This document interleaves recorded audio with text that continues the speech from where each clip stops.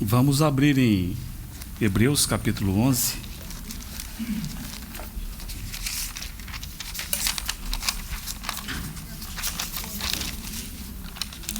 Já estamos começando com certo atraso, né?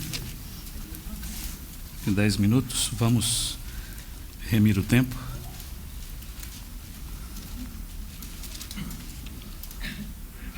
Hebreus capítulo 11, versículo 21.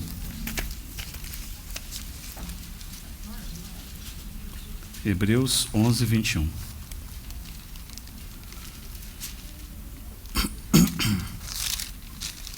Diz assim, Hebreus 11, 21.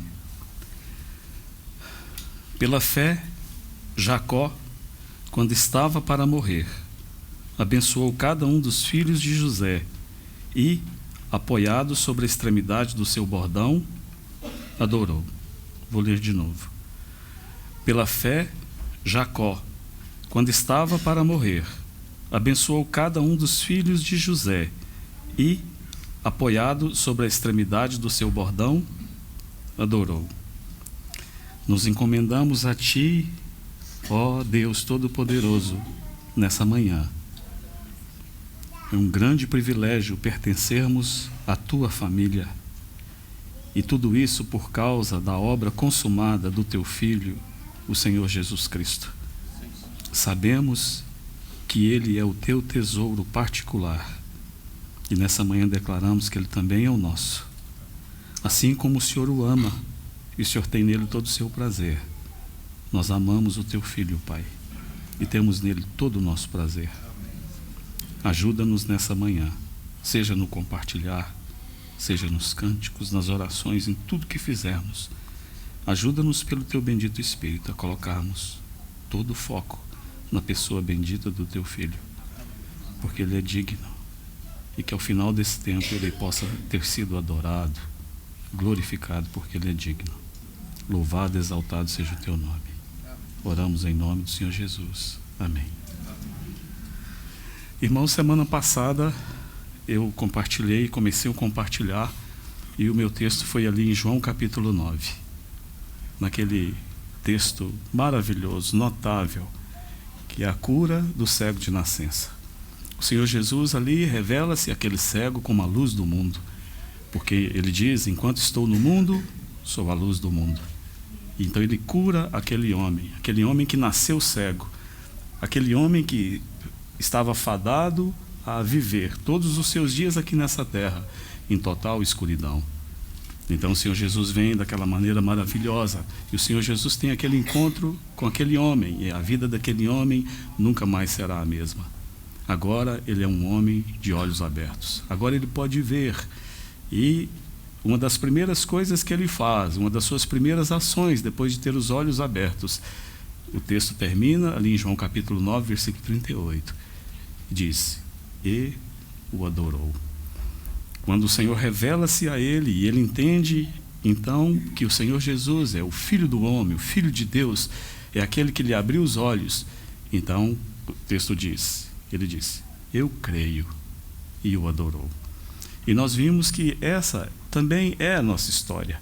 Aquele homem tem as suas semelhanças conosco, porque nós também nascemos em trevas. Estávamos cegos. E por causa de um toque miraculoso da parte do Senhor, nós passamos a ver. Maravilhoso isso. E lembrei que a nossa vida cristã, a nossa vida com Deus, a nossa caminhada com Deus, a semelhança do início da caminhada com Deus daquele homem, a nossa vida também deve ser pautada pela adoração ao Senhor. Foi a primeira coisa que ele fez. O texto divinamente inspirado, colocado ali pelo Espírito Santo, a primeira coisa que ele fez, disse, e o adorou. Então temos, ao longo dos anos, alguns por mais anos, outros por menos, nós temos feito exatamente a mesma coisa. Começamos a nossa carreira cristã, a nossa jornada com Deus nessa terra, adorando o Senhor. Mas isso não deve ser apenas algo inicial, o pontapé inicial na nossa vida com Deus, mas deve ser algo que deve pautar toda a nossa caminhada aqui nessa terra. Adoração, adorando o Senhor. Então hoje, pela graça do Senhor, eu gostaria de compartilhar com você um outro exemplo, um outro personagem, um personagem igualmente notável, que ele enche as páginas do Antigo Testamento. Aliás, não só do Antigo Testamento, mas o seu testemunho é tão forte que ele paira por sobre todos os livros da Bíblia, de Gênesis a Apocalipse, nós vamos encontrá-lo ali, com mais detalhes, com menos detalhes. Esse homem que teve uma vida tão atribulada, Jacó, conforme lemos aqui no versículo 21 de Hebreus capítulo 11. Agora, não é meu intuito chamar a atenção para similaridades ou de semelhanças entre esse homem de João capítulo 9 e Jacó, o servo de Deus. Não é esse o intuito. Embora haja tanto similaridade como de semelhança. Mas apenas mostrar para você que assim como esse homem de João capítulo 9, que teve os olhos abertos, ele começa a sua vida adorando a Deus, Jacó, nós vamos vê-lo, conforme Hebreus relatou para nós, um homem no final da sua carreira. Daqui a pouquinho, ele vai, para sempre, ele vai dar o último suspiro e ele vai sumir, ele vai morrer, ele vai desaparecer aqui dessa terra.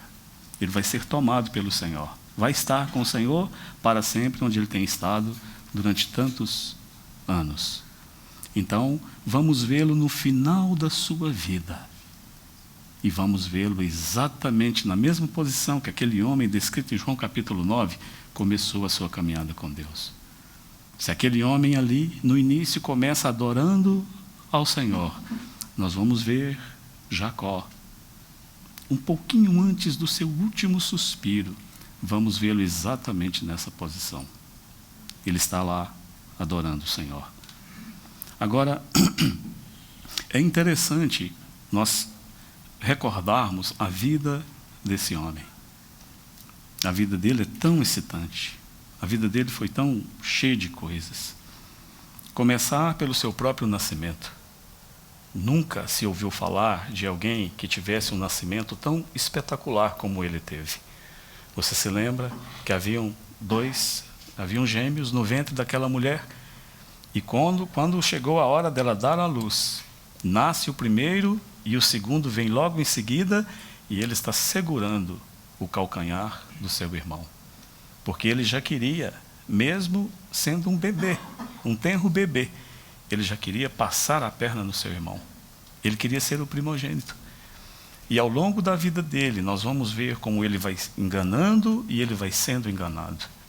Ele está na escola de Cristo. E graças a Deus que o Senhor nunca desistiu dele, assim como não desiste de cada um de nós. E certamente ele tem os seus motivos, não é verdade? Considere aí da sua poltrona de onde você está. Quantos relacionamentos, quantas amizades que você desistiu, que você abriu mão ao longo da sua vida? Por coisas bem menores do que coisas que esse homem fez com o Senhor?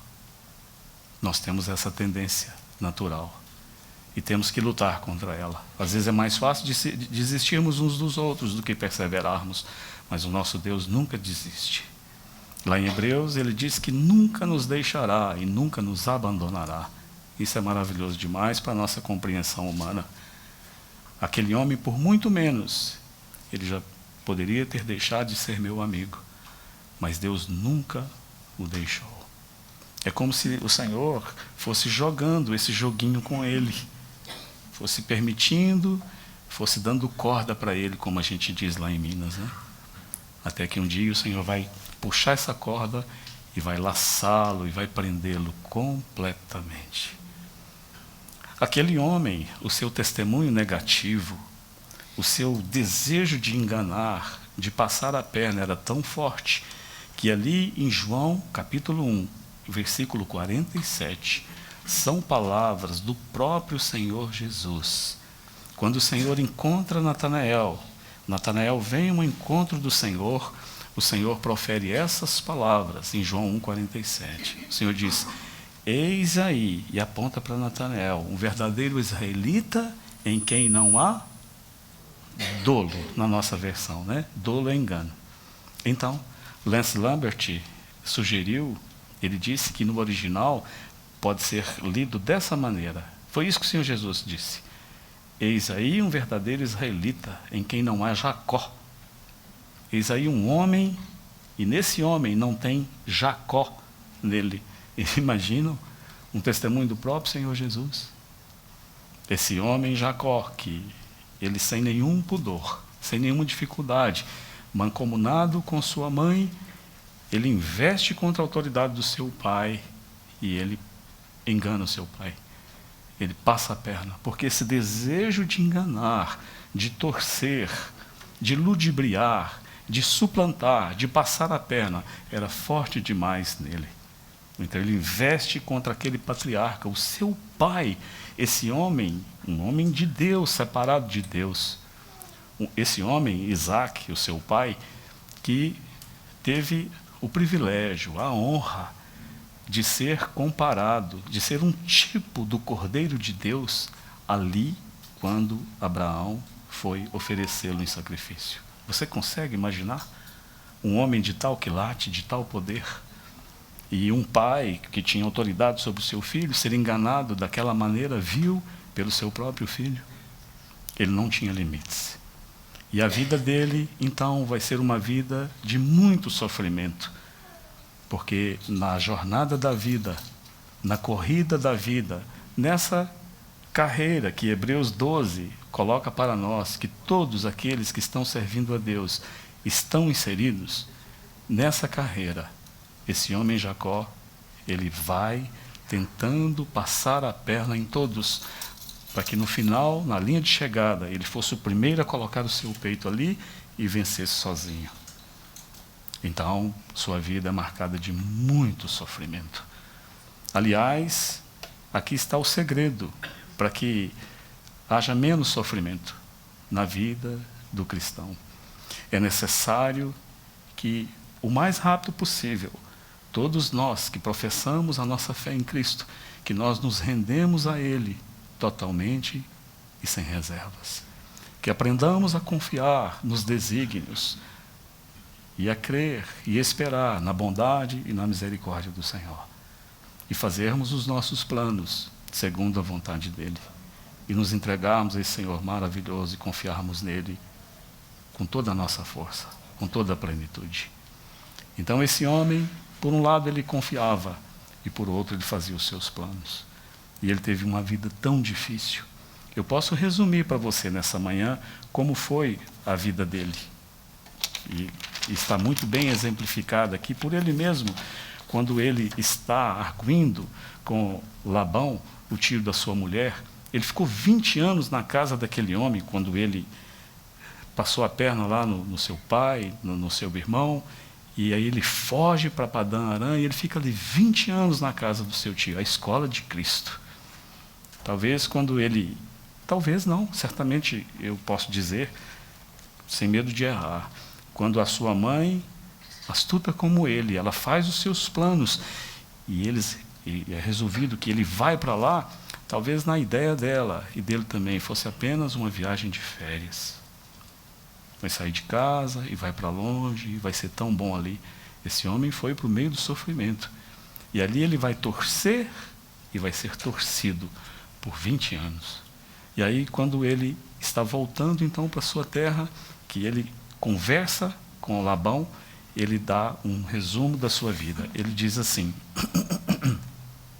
em Gênesis 31, 41, eu vou apenas citar o que ele falou, porque é muito interessante o que ele diz ali, revela o que estava no coração dele. Quando Labão o questiona, ele já tem aquilo ali pronto para responder. E ele diz para Labão assim, como ele tinha sido enganado por Labão nos 20 anos. E ele diz assim, eu fiquei 20 anos na tua casa. 14 anos eu te servi pelas tuas 2 filhas. 6 anos eu te servi pelo teu rebanho. E 10 vezes me mudaste o salário. Que vida tão complicada que esse homem teve. 20 anos, 10 vezes, a cada 2 anos mais ou menos ele tinha o salário mudado. Então foi uma vida de muito sofrimento. Mas aí, como esse Deus que não desiste, que não desistiu dele, também não desiste de nós, É preciso apertar mais um pouco, aumentar o fogo na fornalha da aflição. E quando esse homem, então, está voltando e ele vai atravessar o val de Jaboque, ele tem um encontro com Deus. Irmãos, um encontro com Deus. Aquele lugar chamava-se Peniel. Você sabe o que dizer Peniel? A face de Deus. E ninguém que vê a face de Deus como aquele homem viu pode continuar a mesma pessoa. Então ali ele tem a sua coxa tocada e ele começa a partir dali a mancar. E ele vai mancar para o resto da vida. E a partir dali vai surgir um outro elemento na sua vida. Um companheiro de jornada, que até então certamente ele não tinha necessidade. Um cajado, um bordão, uma bengala. Esse cajado, esse bordão, essa bengala se tornou um parceiro de jornada para toda a vida, um parceiro constante, um companheiro constante. E agora esse homem que nós o víamos correndo de lá para cá, para lá, e fazendo negócio, e fazendo planos, agora ele é um homem limitado. Agora ele tem que ir bem devagar. Como ele próprio diz daí a pouco para o seu irmão Esaú, que ele teria que andar no passo das vacas de leite, dos bezerros e das crianças. E ele começa a usar sua bengala. No original, a palavra que aparece ali como em Hebreus capítulo 11, como bordão, pode ser traduzido como um cajado de pastor. Pode ser traduzido como uma bengala. Pode ser traduzido também como uma vara com a qual alguém é espancado. Ele poderia muito bem ficar com algumas dessas definições. E às vezes, no seu pessimismo, como nós também somos pessimistas muitas vezes, ele poderia escolher essa aqui. Deus me deu como um companheiro de jornada uma vara com a qual eu fui espancado. Mas não foi isso que ele fez.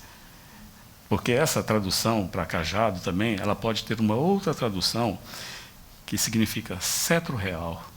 Em Salmos e também no livro de Esther dá essa ideia. Então é agarrada a esse cetro real, é nessa dignidade de um rei que nós vamos vê-lo no final da sua vida. Apoiado sob a extremidade do seu cetro real, ele abraçou-se àquele cetro, aquele cajado que Deus lhe deu. E ele foi mancando e adorando, mancando e adorando. E quando ele chega no final da sua vida, não há mais movimento, não há mais planos, não há mais engano, não há mais dolo. Nós vemos aquele homem no ápice, no apogeu da sua vida com Deus. Ele está adorando. Ele vai deixar esse mundo. E a última menção, a última visão que o Espírito Santo quis deixar desse homem enganador para nós, é de um adorador. É o ápice da vida cristã. Alguém que está em trevas, vê a luz. Alguém que engana, adora. E ele está adorando o Senhor. Aliás, se você lê em Gênesis o final da vida dele, você vai descobrir, vai ser lembrado, vai entender que aqui em Hebreus capítulo 11, versículo 21, embora o Espírito Santo não fale, mas lá em Gênesis tem mais detalhes, ele estava cego. Já havia algum tempo que ele tinha perdido a vista. É interessante, não é? Aquele homem de João 9, ele tem os olhos abertos. E ele adora o Senhor. Esse homem aqui, descrito para nós em Hebreus 11, 21, agora ele está cego. E foi o tempo quando ele, eu poderia dizer, ele enxergou com mais clareza. Quando ele viu a Deus com mais clareza, foi quando ele se tornou cego. Cego para sua força natural, cego para suas próprias opiniões, cego para o seu desejo de sempre estar em evidência, de ser o primeiro, de ganhar o primeiro lugar, cego para as coisas desse mundo. Então agora ele vê com clareza. Por que eu digo isso? Eu posso te provar. Se você ler lá em Gênesis no finalzinho, foi exatamente nesse momento que Hebreus nos conta dele, que ele está adorando. Foi um pouquinho antes que José traz os seus 2 filhos, Efraim e Manassés, e diz: abençoa-os, meu pai. E ele está cego. Então José coloca o que o primogênito à sua esquerda e o outro à sua direita, para que quando o seu pai abençoasse, ele fizesse assim, e naturalmente ele abençoasse aquele que estava à esquerda de José. Aí sabe o que ele faz? Ele faz assim, ó. E aí José fala, não, meu pai, não assim, meu pai. E o Espírito Santo diz, porque foi-lhe isso desgostoso. Aí ele diz assim, eu sei, meu filho, eu sei. Ou seja, eu estou vendo, meu filho. Eu estou vendo coisas que você não consegue ver. Eu vejo a vontade de Deus para esse menino aqui. Esse aqui vai estar na frente do outro. Eu sei, meu filho. Então ele termina a sua vida adorando. Uma similaridade, uma semelhança da vida desse homem, desse enganador com a nossa vida, é que também Deus fez algo muito parecido conosco. Jacó, eu poderia dizer que Jacó representa o lugar mais baixo que o nosso Deus desceu para nos pegar. Alguém já disse isso. O Senhor Jesus deixou seu trono de glória, seu trono de poder. Ele é tão poderoso que um irmão, há 2 semanas atrás, ele nos lembrava de que quando o Senhor Jesus volta e entra triunfalmente no céu, é dito que levantai, ó portas, as vossas cabeças. Levantai-vos, ó portais internos, para que entre o Rei da Glória.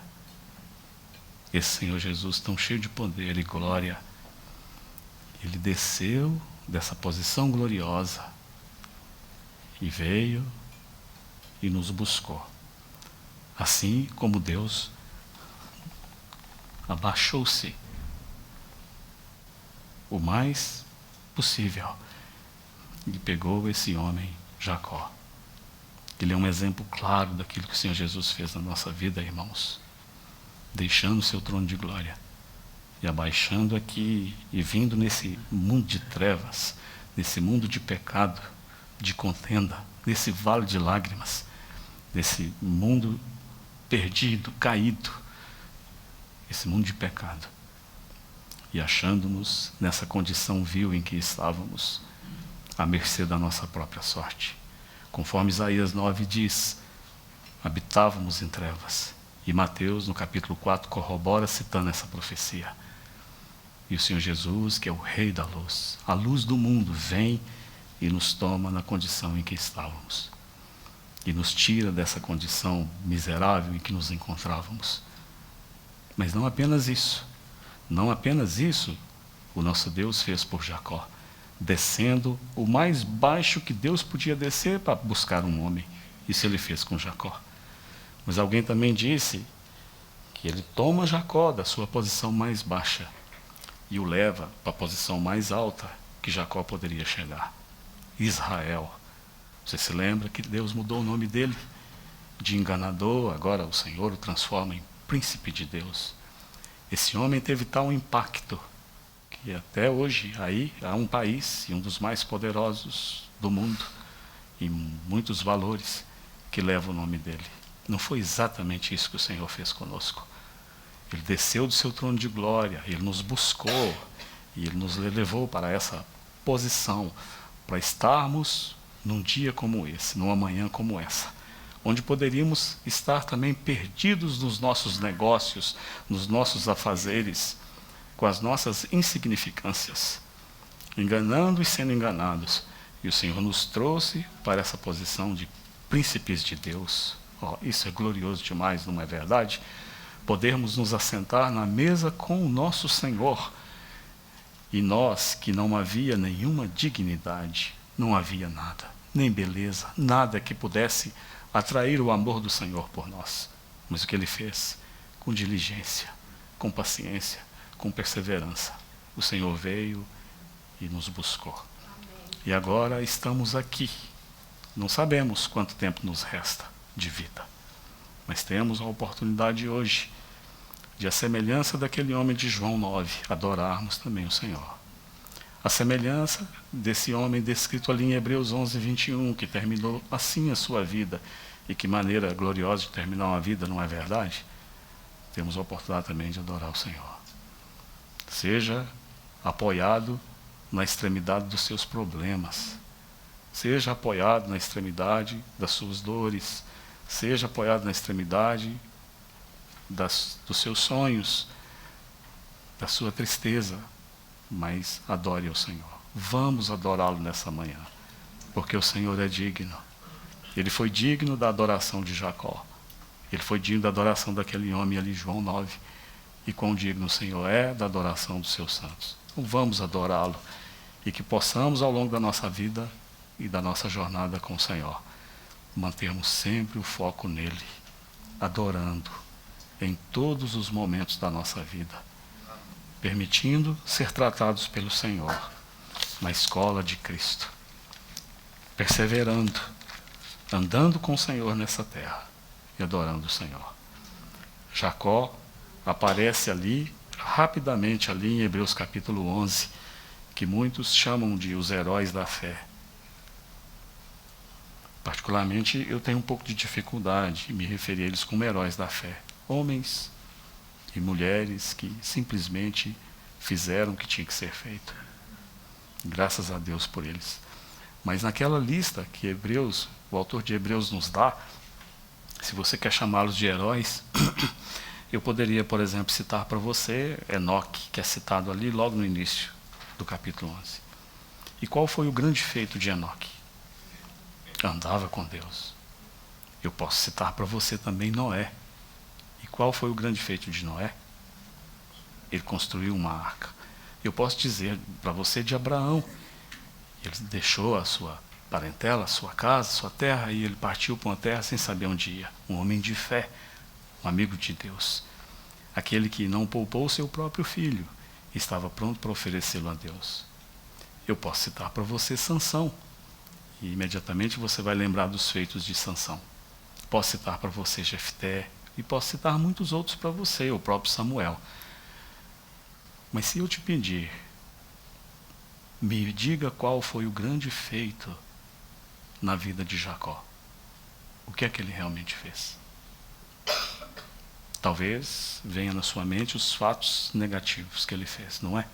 Mas por que ele está ali? Qual foi o grande feito na vida desse homem para ele ser colocado ali na galeria dos heróis da fé? O que é que ele fez? Talvez possamos ficar com isso nos basta, não é? Que Jacó, quando estava para morrer, apoiado sobre a extremidade do seu bordão, adorou. Um grande ato de fé. Ele adorou a Deus. É assim que vamos vê-lo partir desse mundo. Talvez esse seja o seu grande ato de fé, não é verdade, irmãos? Adorou o Senhor. Vamos adorar o Senhor nessa manhã também, porque Ele é tão digno. Louvado e exaltado seja o nome do Senhor.